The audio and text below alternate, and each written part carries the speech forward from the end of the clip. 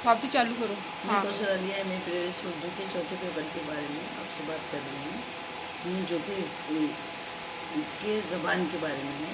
और ज़बान उर्दू ज़बान की इब्तिदा दक्कन में कैसे हुई, इसके बारे में आपको बताने जा रही हूँ। उम्मीद है कि आप कैसे आएंगे।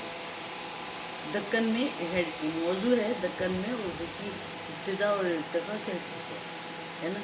मोहम्मद तुगलक ने जब पाया तख्त को दिल्ली से दौलताबाद मुंतकिल किया।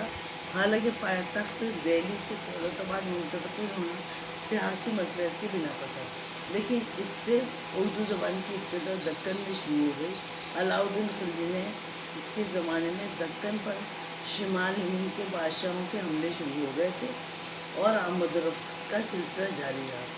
1327 में देवगिरी को मोहम्मद तुगलक ने दारुल सल्तनत अपनाया और ये शहर उसको इतना पसंद आया कि उसने एक हुक्म दिया कि हर शख्स दिल्ली से दक्कन चला जाए। करीब करीब सारी आबादी दिल्ली से दक्कन मुंतकिल हो गई। दिल्ली के लोग अपनी जान और माल के साथ साथ अपने साथ ज़बान भी ले गए। इस नई ज़बान में शामिल होकर दक्कनी उर्दू का नया बाब खोला। अवाम ख़ास इसमें दिलचस्पी लेने लगे। यहाँ भी बुजुर्गान दीन की मदद से इस ज़बान को फ़रोग़ हासिल हुआ, लेकिन मोहम्मद तुगलक को जल्दी इस बात का एहसास हो चला था कि शहर देवगिरी दिल्ली से काफ़ी दूर है और पायतख्त ही दिल्ली में रहना ज़्यादा मुनासिब था। चुनांचे उसने अवाम को दोबारा हुक्म दिया कि दोबारा से दिल्ली वापस चला जाए, लेकिन सैकड़ों अवाम और ख़ानदान जो उस वक्त 1327 में दिल्ली से दक्कन आ चुके, उन्होंने जाना पसंद नहीं किया, वो वहीं के हो रहे।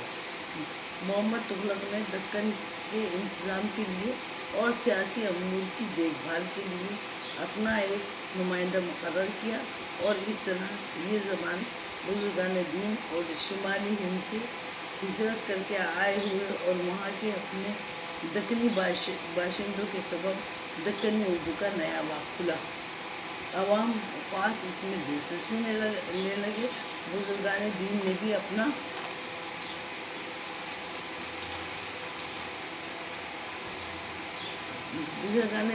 अपने ख्यालात के अशार इस मज़हब की तबलीग के लिए की गए।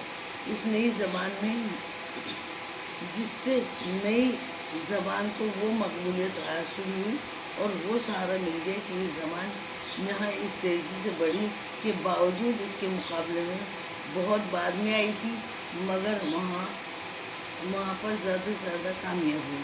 चुनांचे दक्कन में उर्दू के तहरीरी नमूने उस वक्त से मिलने लगते हैं जब शिमाली हिंद में तसरीफ़ और तालीम का कोई काम वजूद ही नहीं था या कोई काम ही नहीं होता।